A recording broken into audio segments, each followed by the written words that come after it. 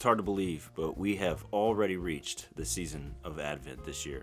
This Sunday marks the very first Sunday of Advent. 4 weeks of preparation and expectation, anticipation of the birth of Jesus Christ. And not only that, Advent is about the second coming of Jesus Christ as we continue to anticipate the second coming and return of our King, Jesus Christ. Here at Northside Church, we have a practice of providing a devotional that helps us walk through this journey of Advent together. This year, our devotional for Advent, Christmas, and Epiphany is called The Promise of Eden. And it looks like this. In the devotional during this season, we'll be exploring very familiar themes like hope and love and joy and peace. The traditional things that we think about during the season of Advent. But we'll also be looking at some themes that we typically don't look at during the season of Advent. Themes like chaos and darkness. These are typically things that we don't want to talk about, things that we like to hide rather than to expose.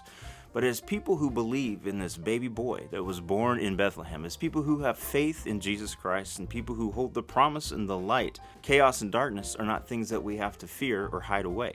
So if we're not going to do that, how should we respond to chaos? And in fact, that's the question I want to invite us to wrestle with during this season of Advent. How should we respond to chaos? Like any question of our faith, I think the answer comes by first exploring, well, what would God do? And this takes us to, well, the very beginning, where in Genesis chapter 1, verse 2, we're told that the earth was empty and formless, and that the Spirit of God hovered above the waters. Those waters that the Spirit of God hovered over were the deep waters of the sea, the deep waters that represented chaos and darkness and meaninglessness. So how did God respond to that chaos? He spoke creation into existence by saying, "Let there be light." And after that, God planted a garden, the Garden of Eden.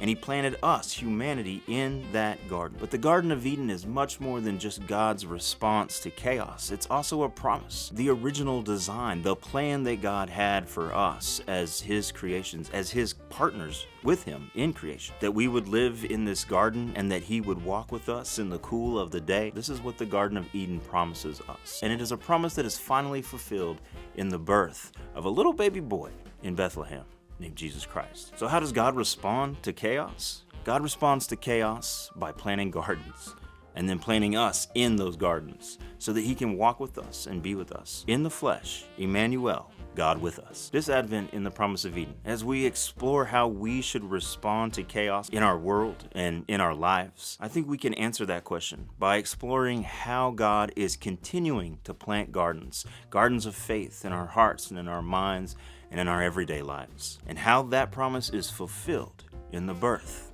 of Jesus Christ.